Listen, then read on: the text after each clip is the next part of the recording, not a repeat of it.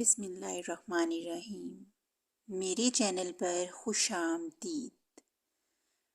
کہانی سننے سے پہلے میرے چینل کو سبسکرائب کر دیں، بیل آئیکن کو بھی پریس کر دیں تاکہ آنے والی نئی نئی ویڈیوز سب سے پہلے آپ کو ملیں۔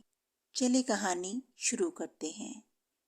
ایک دفعہ کا ذکر ہے کہ ایک دور دراز کے ملک میں ایک نہایت شریر مگر رحم دل شہزادہ رہتا تھا۔ شہریار نامی یہ شہزادہ اپنے والدین کی اکلوتی اولاد تھا۔ ایک روز شہزادہ اپنے محل کے بالکونی میں بیٹھا تیر کمان سے پرندوں کا شکار کر رہا تھا۔ اچانک اسے وہاں سے ایک بڑھیا گزرتی نظر آئی۔ بڑھیا نے اپنے ہاتھ میں لکڑی کی ایک بالٹی اٹھا رکھی تھی اور اس میں پانی بھرا ہوا تھا۔ شہزادے کو شرارت سوجی اور اس نے ایک تیر کا نشانہ بالٹی پر دے مارا۔ تیر سے بالٹی میں سوراخ ہو گیا جس کی وجہ سے پانی بہہ نکلا۔ بیچاری بڑھیا نے یہ دیکھ کر رونا شروع کر دیا۔ شہزادے کو یکا یک بڑھیا پر بڑا رحم آیا اور اس نے اپنے خادموں کو حکم دیا کہ وہ بڑھیا کی بالٹی مرمت کریں اور اس میں پانی بھی بھر دیں۔ یہی نہیں بلکہ اس نے شاہی بگھی نکلوائی اور خود بڑھیا کو اس کے گھر چھوڑنے گیا۔ بڑھیا شہزادے کے حسن سلوک سے بے حد متاثر ہوئی اور شہزادے کو دعا دیتے ہوئے کہنے لگی کہ تجھے خدا مارخ پری جیسی حسین بیوی عطا کرے۔ مارخ پری کا نام سنتے ہی شہزادے نے اس کے بارے میں پوچھنا شروع کر دیا۔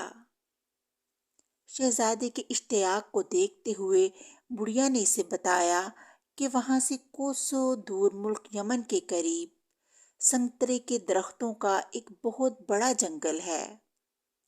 اس جنگل میں ایک درخت بکیا سب درختوں سے بڑا نظر آتا ہے اور اس پر لگے ہوئے سنتروں میں انڈے کے برابر ایک چھوٹا سنترا بھی ہے جس میں سے سنہری شعاعیں نکلتی ہیں۔ مارخ پری اس سنترے میں بند ہے مگر اس سنترے کو لانا نہایت جان جوکھوں کا کام ہے۔ بڑھیا کی بات سنتے ہی شہزادہ اس قدر بے چین ہوا کہ اس نے تہیہ کر لیا کہ وہ ہر صورت میں مارخ پری کو حاصل کرے گا۔ چنانچہ اپنے محل میں پہنچتے ہی اس نے اپنے سب سے زیادہ تیز رفتار گھوڑے کو تیار کیا، کچھ سامان لیا اور چپکے سے محل سے نکل گیا۔ شہزادے کو جب سفر کرتے پورے 10 روز اور 10 راتیں بیت گئیں۔ راستے میں اسے کئی کٹھن مقامات سے گزرنا پڑا۔ آخر 11ویں رات اسے شمال کی جانب ایک سنترے کے درختوں کا بڑا سا جنگل نظر آیا۔ شہزادہ جنگل میں سفر کرتا رہا۔ سفر کے دوران جب اسے باغ میں ایک سب سے بڑا اور پروقار درخت نظر آیا تو اس نے سوچا کہ ہو نہ ہو یہ وہی درخت ہے جس کے متعلق اسے بڑھیا نے بتایا تھا۔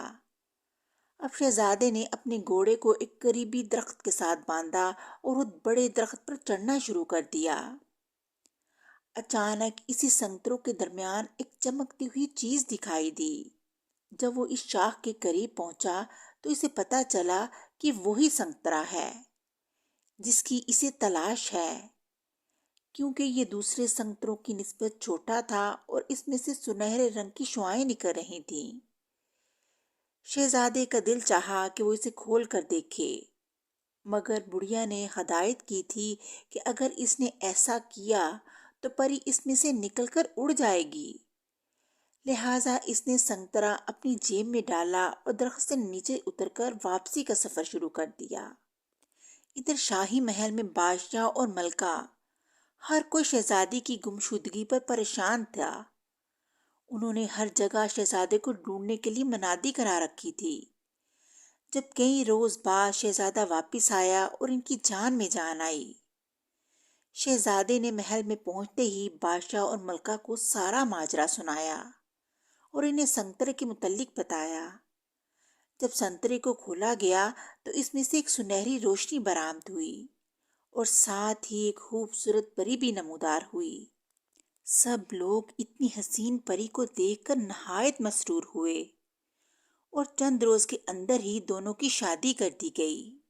اتفاق سے اس ملک میں ایک جادوگرنی بھی رہا کرتی تھی جو ماروخ پری سے بہت جلتی تھی۔ دراصل وہ خود شہزادہ شہریار سے شادی کی خواہش مند تھی، مگر اپنی خواہش پوری نہ کر سکی تھی۔ چنانچہ جادوگرنی نے فیصلہ کیا کہ وہ شہزادے کو ہر صورت میں حاصل کر کے رہے گی۔ اس مقصد کے لیے اس نے اپنا روپ بدلا اور ماروخ پری کی شکل اختیار کر لی۔ اب وہ اس موقع کی تلاش میں رہنے لگی کہ کب ماروخ اس کے ہاتھ میں لگے اور اسے ہمیشہ کی نیند سلا کر خوش شہزادی بن جائے۔ ایک روز شہزادہ اور ماروخ محل کے پچھواڑے میں واقع ایک جھیل کے کنارے سیر کر رہے تھے۔ جب وہ سستانے کے لیے بیٹھے تو اچانک شہزادے کو نیند آ گئی اور وہ سو گیا۔ اس موقع سے فائدہ اٹھا کر جادوگرنی، جو کہ ہر وقت دونوں کی طاق میں رہتی تھی، ماروخ کے پاس پہنچی اور اسے اپنے پاس بلا کر کہنے لگی کہ ہم دونوں کی شکلوں میں کس قدر مشابہت ہے۔ آؤ جھیل کے پانی میں اپنا عکس دیکھیں کہ دونوں میں سے زیادہ خوبصورت کون ہے۔ ماروخ چونکہ سیدھی سادی تھی، چنانچہ جادوگرنی کی باتوں میں آ گئی اور اس کے ساتھ چل پڑی۔ جھیل کے کنارے پر جب پانی میں انہوں نے اپنا عکس دیکھا تو ماروخ جادوگرنی سے زیادہ خوبصورت نظر آئی۔ اب جادوگرنی نے کہا کہ اگر میں تمہارے کپڑے اور زیورات اور تم میرے کپڑے پہن لو تو میں تم سے زیادہ خوبصورت نظر آؤں گی۔ ماروخ اس بات پر مان گئی اور اسے اپنے کپڑے اور زیورات اتار کر دے دیے اور خود اس کے کپڑے پہن لیے۔ اب جب دونوں اپنا عکس دیکھنے کے لیے جھیل کے کنارے کھڑی ہوئیں تو جادوگرنی نے ماروخ کو جھیل میں زور سے دھکا دیا۔ شہزادی پانی میں گر کے ڈوب گئی اور جادوگرنی شہزادے کے ساتھ ماروخ بن کے رہنے لگی۔ ادھر شہزادے کو اپنی بیوی میں اجنبی پن دکھائی دینے لگا، وہ اس سے کھچا کھچا رہنے لگا۔ شہزادے کو سمجھ میں نہیں آتا تھا کہ آخر اس کی خوشیوں کو کس کی نظر لگ گئی۔ ایک روز شاہی استبل کے سائس نے اسے بتایا کہ اس نے محل کے پیچھے واقع جھیل میں ایک نہایت خوبصورت کنول کا پھول دیکھا ہے جو سنہری رنگ کا ہے۔ شہزادے کو پھول کے بارے میں تجسس ہوا۔ وہ اگلے ہی روز وہ اسے دیکھنے نکل کھڑا ہوا۔ شہزادے کو پھول میں بڑی کشش محسوس ہوئی اور اس نے وہ پھول توڑ کر اپنے کمرے میں لگا دیا۔ پھول سے شہزادے کو اس قدر انسیت ہو گئی کہ ہر دم اس کے پاس بیٹھا رہتا۔ ایک دن جادوگرنی کو جب پھول کی خبر ہوئی تو اس نے سوچا ہو نہ ہو یہ ماروخ پری ہے جب پھول کا روپ دھار کے یہاں آ گئی ہے۔ چنانچہ ایک روز جب شہزادہ شکار کی غرض سے گیا ہوا تھا تو اس نے پھول کو گلدان سے نکالا اور محل سے دور آگ جلا کر اس میں پھول پھینک دیا۔ پھول جب جل کر راکھ ہو گیا تو مطمئن ہو کر محل واپس آ گئی۔ جب کچھ روز بعد اس کا اسی جگہ سے گزر ہوا تو کیا دیکھتی ہے کہ وہاں پر اخروٹ کا ایک بہت بڑا درخت لگا ہوا ہے۔ اس پر بڑے بڑے اخروٹ ہیں۔ جادوگرنی سمجھ گئی کہ ماروخ نے ایک نیا بیس بدل لیا۔ چنانچہ محل پہنچ کر اس نے شہزادے کو درخت کے بارے میں بتایا اور کہا کہ کیوں نہ یہ اخروٹ رعایا میں تقسیم کر دیے جائیں۔ شہزادہ مان گیا اور درخت سے سارے اخروٹ اتار کر رعایا میں تقسیم کر دیے گئے اور درخت کو کاٹ کر جلا دیا گیا۔ محل سے چند کوس کے فاصلے پر ہی ایک بڑھیا اور اس کا بیٹا رہتے تھے۔ بڑھیا کا بیٹا چرواہا تھا اور جس روز رعایا میں اخروٹ تقسیم کیے جا رہے تھے اس روز وہ چروانے کے لیے گیا ہوا تھا۔ جب چرواہا اپنے حصے کا اخروٹ لینے کے محل پہنچا تو سب اخروٹ تقسیم ہو چکے تھے اور چرواہے کو مایوسی ہوئی۔ چرواہے نے سوچا کہ اخروٹ نہ ملنے پر اسی غریب ماں تو بہت مایوس ہوگی۔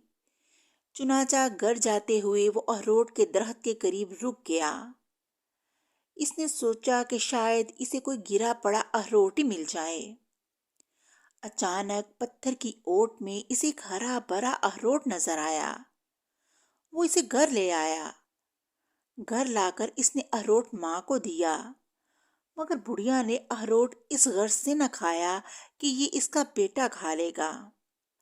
اگلے روز جب بڑھیا اور چرواہا اپنے کام پر روانہ ہوئے، واپسی پر بڑھیا نے دیکھا کہ اس کے گھر کا نہ صرف تمام کام مکمل تھا بلکہ کھانا بھی پکا ہوا تھا۔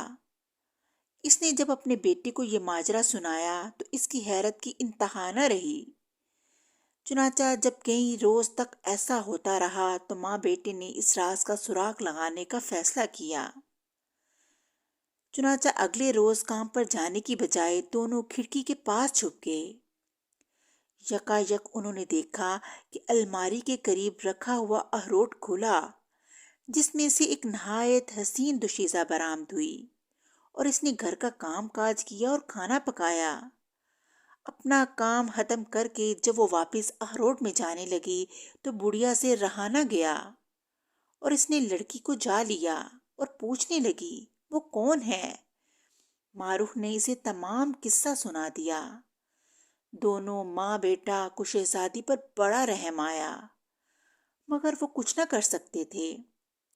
بڑھیا نے شہزادی کو اپنی بیٹی بنا لیا اور اسے اپنے ساتھ رکھ لیا۔ شہزادی نے ماں بیٹی کی محبت کا بدلہ چکانے کے لیے جادو کے اثر سے اسی جگہ ان کے لیے ایک بہت بڑا محل تعمیر کروا دیا۔ ادھر شہزادے کے ایک ملازم نے جب اسے اس پر اسرار محل کے بارے میں بتایا تو شہزادہ اسے دیکھنے کے لیے وہاں چلا آیا۔ شہزادے نے ملازم کو محل سے باہر کھڑا کیا اور خود اندر جا کے جائزہ لینے کا فیصلہ کیا۔ جب وہ محل کے حال میں پہنچا تو وہ تخت پر براجمان ایک نہایت حسین اور جانی پہچانی شکل کو دیکھ کر حیران رہ گیا۔ قریب جا کر جب اس نے دیکھا تو اس کی حیرت کی انتہا نہ رہی کہ تخت پر پری بیٹھی ہے۔ شہزادے کو اصل بات کا علم ہوا تو اس نے جادوگرنی کو زندہ جلا دیا اور شہزادی کو اپنے ساتھ محل میں لے آیا، اور شہزادی سے پوچھا کہ تم مجھے پہلے کیوں نہیں بتایا، میں تمہیں پہلے محل میں لے آتا۔ شہزادی نے کہا کہ جادوگرنی کا اثر تھا، میں محل میں نہیں آ سکتی تھی۔ اب چونکہ جادوگرنی جل چکی ہے اس لیے میں دوبارہ محل میں واپس آ گئی ہوں، ہمیشہ ہمیشہ کے لیے۔ اور پھر دونوں ہنسی خوشی رہنے لگے۔ اس طرح کہانی کا اختتام ہو گیا۔ اگلی کہانی کے ساتھ پھر ملیں گے، تب تک کے لیے اللہ حافظ۔